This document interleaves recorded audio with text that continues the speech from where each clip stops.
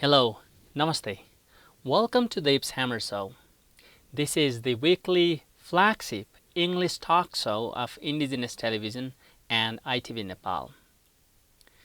In this weekly television show, I try to bring the voices of Indigenous peoples, their struggles and successes from different countries, and try to connect with one another.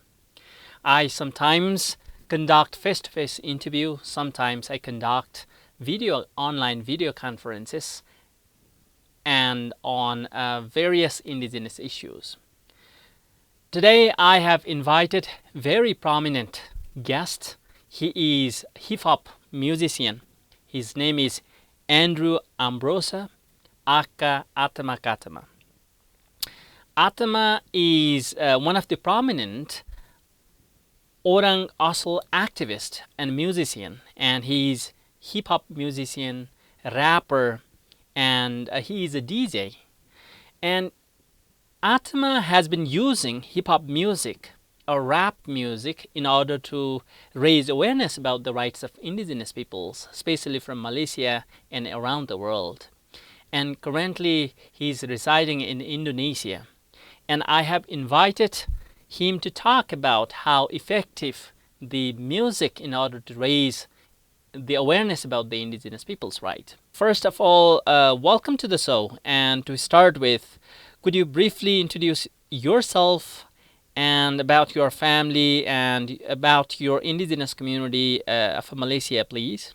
So first of all, thank you very much, Dev Kumar and the Indigenous Peoples Television in Nepal. So to everybody watching this, I just want to give a big love and big shout out, light, power, and love in the name of our ancestors on the planet, wherever we are. So big ups to everybody in Nepal watching this and everybody in the world. Let me start this rhyme with Kopi Vosian. To the people of the world, especially Asians, from the hip hop warrior of my Borneo land, 32 tribes of my headhunting clan. So my name is Atama, and I'm the MC of the pack, prince of the land, and I'm the king of the mat, Ready to flow, I don't cut any slack, because anytime, anywhere, I'm ready to attack. I got this new sound and I got this new beat, village melodies and rhythms of the street. Sumazao music is not obsolete, so it takes hip hop to make it more complete. So come on, everybody, throw your hands in the air, do the Sumazao like you just don't care, make you feel good, nothing else can compare. My name is Atama. Somebody say, oh yeah. So I am Atama Katama. I come from Malaysia. As a matter of fact, in East Malaysia, from the island of Borneo. I come from the Malaysian state of Sabah, and my ancestral territorial domain is in the interior of the state. My village is called Tambunan and Kiningao. So I was brought up, I was born in the village of Tambunan in 1975. And yes, I am very, very old school, but I am so fresh and I'm keeping it fresh for everybody. So my father is a music scholar. He is a cultural activist and teacher. My mother, my father is a 100% Dusun indigenous person. My mother is mixed. She is a Sino Dusun woman that makes her her parentage mix. So I am a mix of Dusun, indigenous people, and a little bit of the Sino blood through my mother.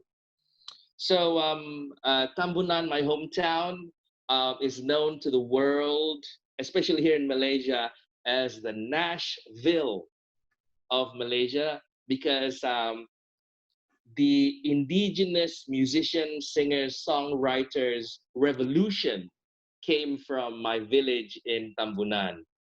And my father was the first indigenous man to sing an indigenous song on the national television system in Malaysia. That was way, way back in the early 70s before I was born. So Tambunan is a wonderful hamlet. It is in between two mountain range, the Crocker Range, as well as the Trusmadi Range.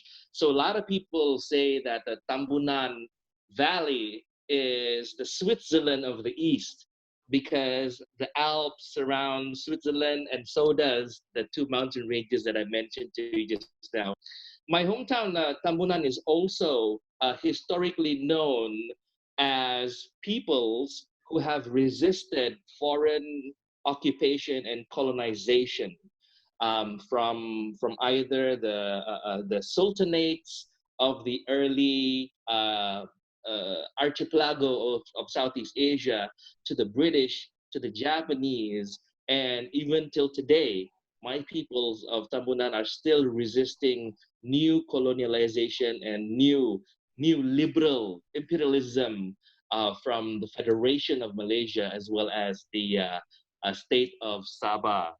And just for information as well, Tambunan, my hometown, is has produced many, not just many singers, but champions, world-class music champions, from vocals to bands to making and patenting traditional music instruments, or even creating bamboo uh, instruments in the Western style, such as saxophone, trumpets. So the people in my village, they make this kind of crafts as well.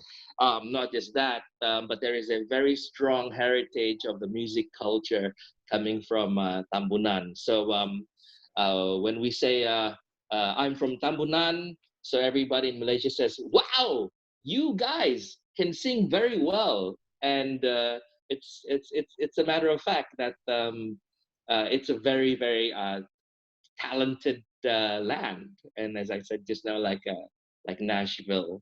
Thank you so much for brief introductions with very, very beautiful rhymes, Atama. To start with our conversations, could you please say a bit about the indigenous peoples of Malaysia so that my viewers will be able to know the context about the indigenous peoples in Malaysia, especially? First of all, Malaysia is a federation of three territories. The first territory would be Malaya, the Malay Peninsula, and I'm sure you know Singapore. I'm sure you guys know the Twin Towers. So that is the Peninsula Malaya. So in 1963, a federation of Malaysia was born, and the indigenous peoples of Sabah and Sarawak actually wanted independence because when the decolonization happened, the voices of indigenous peoples wanted independence or either to stay with the British colony. But the political leaders at that time, and it was conceived that it would be better for Malaysia to be formed instead of Sabah and Sarawak or indigenous people being granted their independence and freedom. So Sabah Sarawak decided to join the federation, but under very very strong guarantees. So first of all, there is a federal constitution guarantee for the rights of indigenous people stipulated in Article 151, if I'm not mistaken, which states that the natives of Sabah and Sarawak are known as peoples having special privileges. Special privilege meaning we have a right to education, economy, social and cultural life, as well as we have the privilege as natives to enter into the government workforce. Apart from that being the very important foundations of our recognition, our people in Sabah and Sarawak have all this while displayed our rights to self-determination and autonomy and control for our own traditional systems, protocols, and our traditional lands through our customary institutions, yo, bro, I don't want to to surprise the world, but in Malaysia exist the only two native court system in the world. And I think that was a great thing for the British colonizers, at least at the very minimum, to leave us with an institution like that for us to continue living as natives. But since the formation of the federation, there has been so much issues and challenges to the struggles for self-determination of indigenous peoples in Malaysia because of assimilation, violation of our rights, Islamization, and changing of demographics of our civil and political rights to free and fair elections. And since the globalization began, indigenous peoples are now the victim of state-owned, state-run corporation, which does extractive industries, take our logs, take our lands, destroy our rivers, our mountains for mining and all this thing. And this has become a very, very big problem for our self-determination in Malaysia, noting that we exist in the Federal Constitution common law. That is a precedent to maybe have a little bit more distinctive conversation with you, Dev, regarding other issues such as deforestation and things like that. But what I'm trying to say here is that it's really bad news now for Malaysia's indigenous peoples from Sabah and Sarawak. But I don't want to forget there are Aboriginal indigenous peoples in Peninsular Malaysia, and they now are facing so much issues and attacks on their livelihood because they remain the most minority group in the Peninsular Malaysia. They have a population of less than 40,000. Meanwhile, the larger majority population of the Malay Muslim is about 16 million. So you just imagine how very sensitive their conditions are in West Malaysia. So just to give you a snapshot from Malaysia, Dev. You have explained rightly how indigenous peoples have been assimilated, how they have lost their land and territories. We, as outsiders, also have heard a lot about the exploitations of indigenous peoples in Malaysia and equally also in the neighboring countries in East Asia, especially in the name of palm oil, timber farms, etc. Could you please explain a bit about such incidences that occurred on indigenous peoples, especially in Malaysia? Something about regional exploitation. So we can trace this trend back to colonization. Before there were UN member states, there were empires and things like this, right? So in Borneo, the whole of Borneo is the most richest in natural resources, forest, and every sort of biodiversity. But when the imperialists came from Europe, the Europeans came and they saw that the natural resources of Borneo fits well into their European trade domination across the world. So the prime product that they targeted in Borneo was first the timber. So timber operations and exploitation from the British Empire, from the Dutch Empire to the Japanese colonization time and to the modern state self-government or self-rule, and now into the federal and state capitalism system. To make things worse, since the 80s, where neoliberal globalization came into an order at the global level, our natural resources of Sabah and Sarawak, as well as the rest of Borneo and in Malaysia, became the number one target for trade. So after they launched timber extraction operations and the timber was gone forever, there are no more quality timber in Borneo. It's already found in other places of the world, thanks to globalization. Then, after timber, there was a boom created by the multinational corporations to target palm oil as the next cheapest oil, vegetable oil to be exported to the world. And this is when the palm oil boom began, starting in the late 70s and then beginning in the 80s, and it primed in the 90s.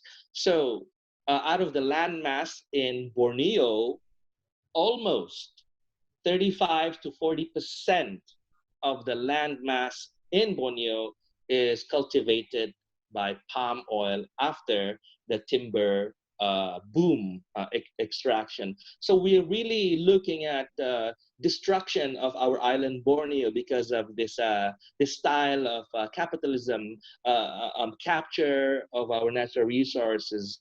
But also, Dev, there are also mining operations have been in Borneo since time immemorial. The first written proof that gold mining was done in Borneo was as early as the 1600s.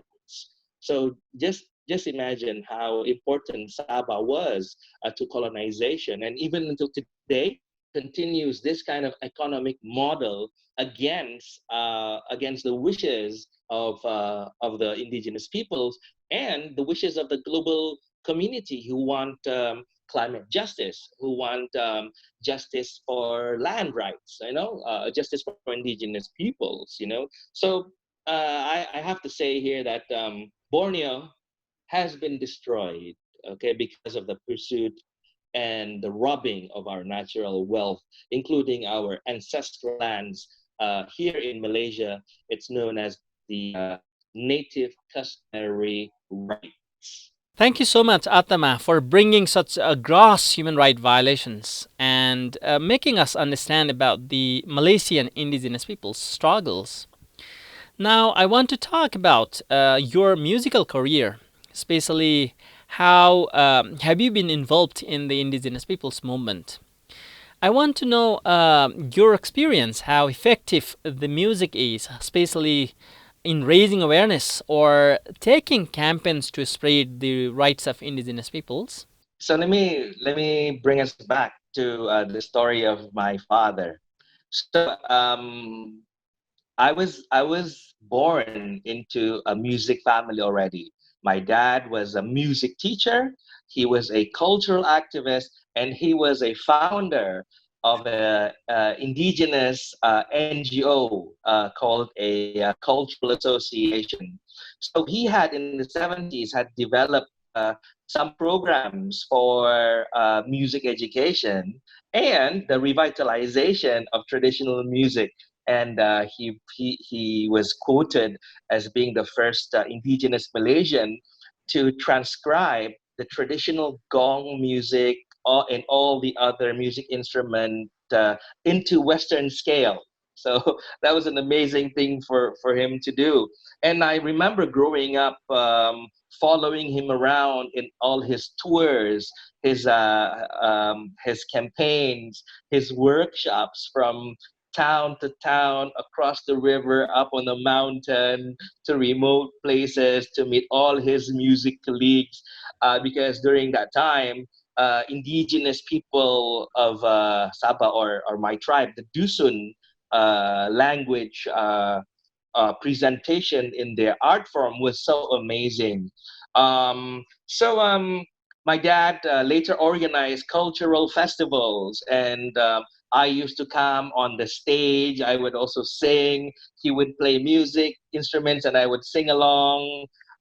He would write a song. I would write the lyrics as well. So we had this kind of a very, very strong connection to people organizing cultural activities, right?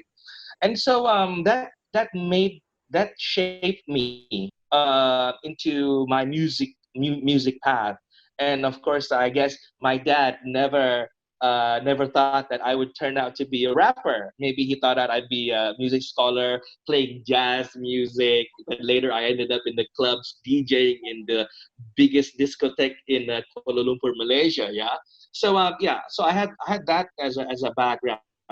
And later on, growing up, I was influenced by a new art form, a very cool, fresh way to communicate ideas and messages and melodies and beats through this thing called the hip hop.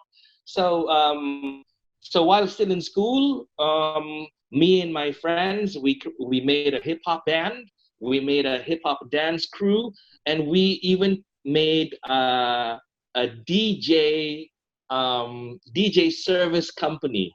And this is while we were in team. So we would go from village to district because we were hired to bring sound, music, and DJ music. And then after a while, from that experience, I recalled what my dad told me once. He said, "Son, when you find your finesse, when you find that connection, you have to give back something to your people, to your society, and you can do it through music, because music is a universal tool to create positive energy to people who enjoy, to everybody. Uh, don't tell me there is nobody in the world that doesn't like music. But when we have the traditional music and cultural music in mind, I thought that I want to create something fusion, a crossover between the mainstream music of hip hop and the traditional sounds of my people. So after finishing up my DJ stint for 10 years, after school, I became a professional DJ. I went all over Southeast Asia. And then 10 years later, I returned back to my hometown and I figured out what I wanted to do and make music. And I finally dropped my first album in 2015. And guess what, Dev? I invited my father, my dad, to be a duet star in my album. It's so amazing. So my dad was like, "Oh wow, you found this," and I'm like, "Yeah, you did something like this when you were younger, in the 60s and 70s. You played Western guitar to traditional melodies, and now I'm making beats. I'm rapping, and I'm still putting in the music of our people. Although it was recorded, it was not live. So it became a incredible journey and story for myself, and to be known by Malaysians and the people in my community, especially the native indigenous peoples, who at one time they were shocked. They were like, "Yo, who the heck is this Atama, man? Oh, he is the son of a legend. He's the son of Ambrose." They were like, "Yo, man, if his father was the first Dusun singer on national TV, let's see what his son Atama can do. Maybe he can bring our culture to the world." We have talked a lot about the indigenous people's struggle and issues. Being a rapper or hip hop singer, I want to request you to sing a rap because I still recall the moment that you sang a rap or you performed a rap during our first meeting in the Philippines. Now, Atama, could you rap please? Oh yeah, man, yeah. So that's what I do. That's how I communicate as an artist. I use my art form, and I share my vibe. So let me tell you a short story before I give you a rhyme. So do you remember the United Nations Permanent Forum for Indigenous Peoples in 2012, right? Where So, yeah. so that was my visit to New York to intervention on an issue which is very close to Indigenous peoples, singers, songwriters, producers, and musicians, because we have to start talking about this intellectual property of Indigenous peoples, where there is traditional knowledge and traditional cultural expression being expressed in songs and melodies and rhymes.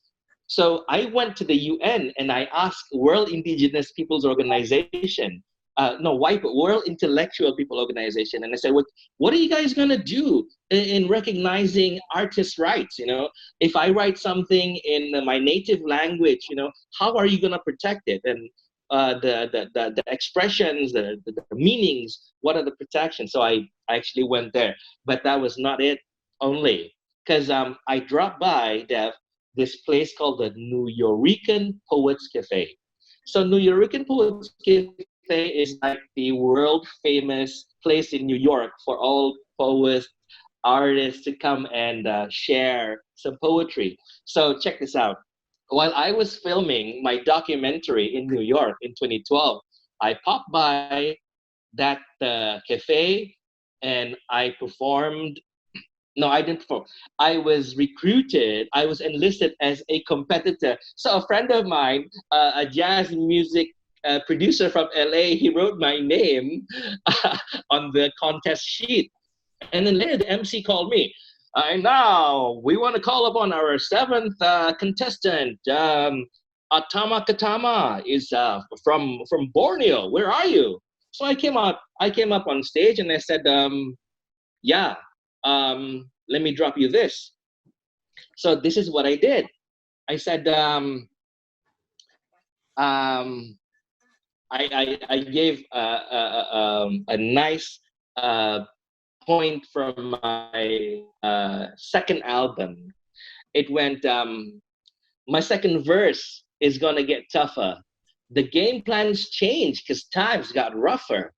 Open your mind, focus your attention, because I gotta mention some complication about the tribal kids in my tribal nation.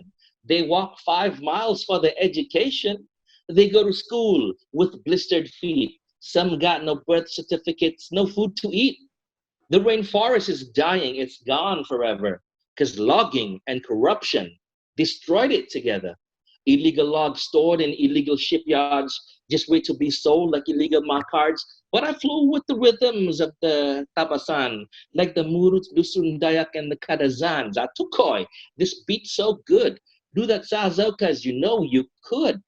Now, many search for glory and spend their last dime in the game of the rich, where being poor is a crime. Yo, somebody tell me how long is time?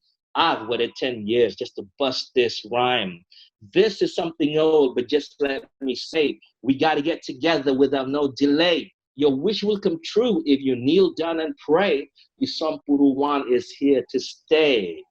So come on, everybody, throw your hands in the air. Do the sumazao like you just don't care. Make you feel good, nothing else can compare. The name is Atama. Somebody say, ah, yeah. And after I did that, the judges gave me a score. 3 judges. The first judge gave me a 9.9. Second judge gave me a perfect 10. The third judge gave me a perfect 10. And out of 13 contestants in this poetry competition, I was top in the first round. So I had to go into the second round, but I don't want to tell you more about that. You can watch a video that I put up on my YouTube page, and then there's a documentary that you can watch. It's an amazing story, man. You got to check it out, yeah. So I end up winning that competition, Dev. I won. I beat everybody. And then there was this awareness in the room that there's this guy all the way from Borneo coming to the United Nations to talk about his indigenous peoples and struggle. But he came by to visit cultural artists of New York to shed the love, to spread the message, to share the music, to share the ideas. And the whole crowd in New York in Poets Cafe, they were like, "Yo, man, you are the general. You are the travel general of Borneo." And that was cool, man. Oh man, though I forgot the dates, I still remember that you also rapped in the UN headquarters, New York. I guess it should be 2015 or 16, but I forgot that date. Could you tell us your experience of rapping in a small village in Malaysia and also a rap in the United Nations, especially in the Club of the Nations? That's right. You got it right, Dev. So 2012, it was outside the UN, and by 2016, I came back. I came back to New York, and this time I did some more work through the Global Indigenous Youth Caucus, and it was um, it was a side event session organized by IFAD FAO, the Food and Agriculture Organization, together with us at the GIYC. The thinking was it would be awesome to project some, funky, cool vibes in the session. So the colleagues asked me, "Hey, Atama, would you rap your statement?" And I said, "Yeah, I'll do that." So I rapped out my statement, and Dev, this particular statement was already, in fact, a rap that I wrote to commemorate the anniversary of the UN DRIP, and earlier the World Conference for Indigenous Peoples. Um, and Very, very funky because about a year before that, I met then the special rapporteur, Vicky Toli Corpus, in a meeting somewhere in Asia. And she was like, "Hey, Atama, uh, you should rap about the UN drip." And I said, "Yeah, okay, I can do that. I'll write it down first." And then in 2016, I rapped that in the UN. Boom! All the UN TVs and screens, they recorded what I did, and then it went viral in social media, and that was it. That was the story of the first indigenous person to do a rap inside the UN 2016. But Deb, I did it a second time. The second time I did it was last year in 2019 in the month of July. So I am in a delegation as the indigenous representative to the Civil Society Partnership for Development Effectiveness. This is like CSO stuff. So it was a high level political meeting during the time of the SDG agenda leading to General Assembly. So I was in the room, and the ministers were talking, and then there was one brother of ours, not indigenous, but he spoke about the rights to cultural work, the rights to cultural work. And I thought it was amazing, and nobody listened. Like I felt like the governments, they couldn't care less about what he said. So when the floor was open, I raised my hand and I said, "Yo, I want to dedicate this rap to that gentleman who spoke about culture, about cultural artists, about cultural workers, about rights of migrants and all that." And I unleashed the rap, just a few lines, and I said, "Thank you."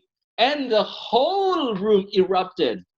All the diplomats, the ministers were clapping their hands. They were like, "Yo, where did that come from?" And I was at the far back at the bleachers. So really, really got people focused. Really got their attention.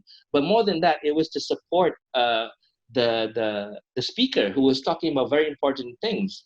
And there you go. I did it twice. But Dev, check this out.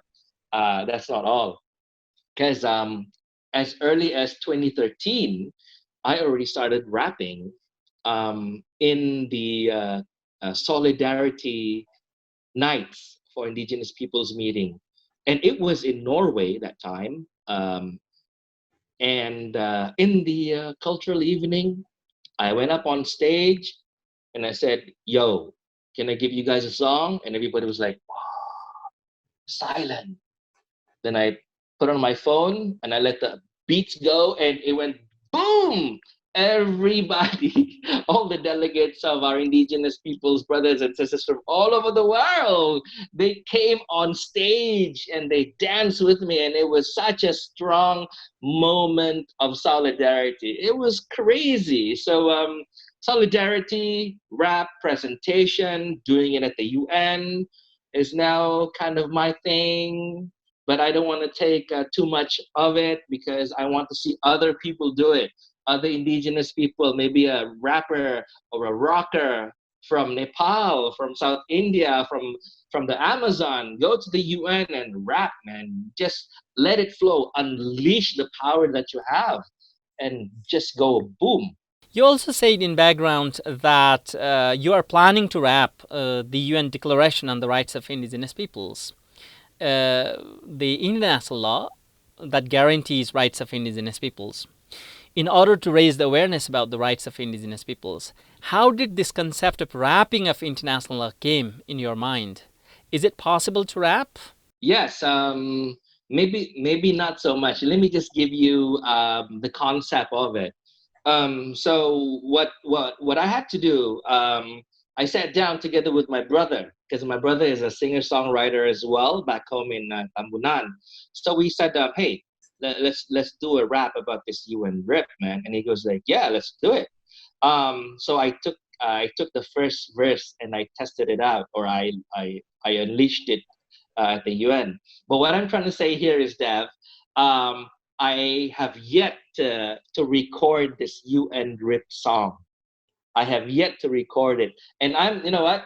I'm going to keep it as a surprise because one day we can together launch it together. And if there was some form of of a campaign to do it in Asia or in other parts of the world, we can do the UN drip rap in all our mother tongue, Okay. right? So let's keep it that for another exposure, another feature. But yes, the UN drip rap is there. It's there. As far as I know, now you are outside of Malaysia. You have been expelled from your own country just because you were actively involved in bringing gross human rights violations of indigenous peoples in Malaysia through music to the world. And if it is okay, is it possible to share why your experience or that incident, why you were expelled from your own country, and how do you feel about? So the story is like this. So after after doing all my music, and by the year 2000, I was already a household name. Everybody in Malaysia knew what I'm doing. Rappers, MCs, everybody was like, "Yo, man, you are the bomb," you know. And when I became an activist, it was because I saw that we need to speak truth to the power, because it's the power of the politicians and the government controlling all the development agenda and causing through no FPIC, no regard for the rights of indigenous peoples, that they just can take whatever they want from our lands, right? So as an artist that time, very popular or very iconic rapper, I stepped up and I said, this should not happen. So I started criticizing. I started writing on Twitter, on social media, as well as blogs, and I campaigned for the rights for the indigenous peoples at that time for liberation.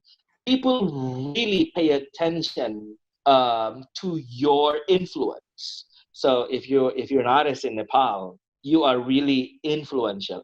My dad told me this. He said, for any of our singers and songwriters, when you make music, when you become an artist, when you start performing songs, you will be looking down at the politicians. The politicians, the government, and all the, will be looking up at you. So do remember, music can bring you the same level as the people in government, the people who love you, or even the haters. Yeah. So back to the situation in 2013. As an activist, I was sued. I was sued for a lousy 50 million ringgit. That's about 15 million US dollars. I was sued for my what they will say defamation campaign. But no, I spoke truth to power, and I spelled out, I showed where corruption happened in my state. And this became something very sensitive to government and the ruling class of the political elites, because I was exposing corruption. And so they attacked me with a weaponized defamation, and then later I lost the case, and now I am still undergoing repression and oppression, and I am, you could say, a rapper, personal non grata in Malaysia. So they don't want any more Atama speaking. So they want to shut me up. So they managed to shut me up through this weaponized defamation. But yo, Atama is not over yet, because I am still gonna fight these guys.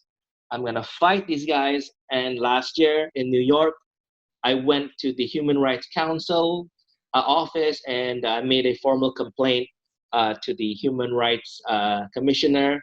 And a month later, in her schedule, she visited Malaysia, and she asked the government, "Why are you guys doing this kind of oppression, repression, weaponizing defamation to our activists, to human rights activists, to indigenous peoples activists?" And then they mentioned a few names of those of us who are prosecuted for the freedom of speech, who are prosecuted for fighting for justice, for fighting and campaigning for indigenous peoples. So now I am out of Sabah. I have been traveling for the past 2 years um, in and around Asia, and I don't plan to return back to Malaysia, because I'm wanted by the haters. The haters really want to get me, but I'm not gonna let that happen, man. No way, man. They're not gonna get me. You know why? Because I got the struggle. I have the struggle, and the struggle is keeping me very strong. And I always keep in touch with my people back home, but it has expanded to building campaigns and solidarity for all Dayak people of Borneo, who sense that they need to rise, they need to unite to fight the bigger external power, the power of colonization, new liberal agenda, destroying our planet, destroying everything. And you know what now, Dev? The world is in crisis. The world is in crisis, and we indigenous peoples have been saying this over and over again. Stop cutting the trees. Stop destroying the rivers. And they don't listen. And look what happened now. This is, well, for me, as a person who also prays to elemental spirits and also recognize ancestral spirits, I'm like, yo, grandparents, a Mother Earth, look, the world isn't stopped right now because of COVID-19. And then it's time for humanity to think about what they've done, including the killing of indigenous peoples activists, including suppressing the voice of indigenous peoples, musicians, rappers, and talents, and even DJs. But like I said, I'm still around. So Dev, maybe I'm not gonna go home to Malaysia very soon. Maybe I can come and visit Nepal. Maybe if Nepal wants to give me an honorary visa, I would be proud to represent Nepal. You know what I'm saying? But yeah, this is the reality of fighting for your rights. The reality of fighting for your indigenous peoples, because the government, the political elites, the bad people, they always want to find a way to jam you, to stop you from speaking the truth. But you got to go on, just like me. You got to keep it going, man. Keep fighting, man. Uh, Thank you so much, Atama, for sharing your struggle and the struggles of indigenous peoples. We are with you, and we always support to your movement. At last, I would like to request you to give a closing message through one rap, please. all right. Yeah. So for all the viewers here, let me do a few. All right. So yeah. Check, check. Trouble kid, I'm packing up the nitro. Produce hot shit like a trade embargo. I play my game like in the San Siro. Keep it on the low with my tribal lingo. These country girls, they got love for me. Calling on me, they be rocking for me. Village gangsters wanna pun for me, but tribal G's rock the game from me. Oh, AJ is on the opening show. Timpu Kang Adan is ready to go. I watch the stage, he sings like Engelbert. To the screaming girls in the miniskirts. I say, shake your body, move your body. If you don't know, you better ask somebody, body. Shake your body, move your body. Unugada with a shit hot body. Yo, but like I said, yo, many search for glory and spend the last dime in the game of the rich. We're being poor is a crime. Somebody tell me how long it's time. I've waited 10 years just to bust this rhyme. And again, like I said, this verse is going to get tougher. The game plans change because times got rougher. So open your mind, focus your attention. I got to mention some complication about the tribal kids in my tribal nation. They walk 5 miles for their education. They go to school with blistered feet. Some got no breath set and no food to eat. The rainforest is dying, it's gone forever. Logging and corruption destroyed it together. Illegal logs stored in illegal shipyard just wait to be sold like illegal makas. But I flow with the rhythms of the tapasan, like the muruts dusun baju kada zanza tukoi. This beat so good, do that saza, cause you know you could, yo. Rise up, warriors of the land. I bring to you a message for the leaders of the clan. IPs are the desert of generation, protecting the rights of our federation, land and time it's been. What does it mean? You know what I mean? Yeah, man. That's it. I got more for you guys, man. I got more for you guys. I have to say something about what I think about the challenges for Asian indigenous peoples, right? So I was thinking about it. We are learning to exist in the modern age, but we have very painful experience with colonization, which brings us, especially our elders, our grandparents, our parents, as they enter into the industrial age and then later into globalization. And today we find all our peoples in Asia struggling to maintain our traditional way of life and justice in a world full of conflict, climate crisis, and what we are learning from people in Rome is called the eco spiritual conflict. So I hope that indigenous peoples, the young people of Asia, you have to start communicating properly, man. You got to start using the tools, man. You got to do your TikTok, do all that, and show that you are able to speak to the power using language and technology. But always keep your feet on the ground, reach for the stars while maintaining your rightful place as a custodian of the planet who have, you and me, have a sacred relationship with our ancestors and Mother Nature. So let's not disappoint them. Thank you so much, brother, for your time and esteemed thoughts about the struggles and the effectiveness of music in order to raise the awareness about the indigenous peoples. Today, I have talked with a hip hop musician or rapper, Atama Katama. He comes from Malaysia, and I especially talked about how music is effective in raising awareness about the indigenous peoples, together with the struggles of indigenous peoples in Malaysia, as he comes from Malaysia. But due course of time, he was expelled from his own country as he was actively involved in raising awareness or bringing the gross human right violations of his community to the world through our music. We are at the end of the show, and if you have any queries or feedbacks in regards to the program, you can reach me at indigenous television@gmail.com. And next week, I will come up with new guests to discuss on newer issues. By then, have a nice weekend. Bye bye.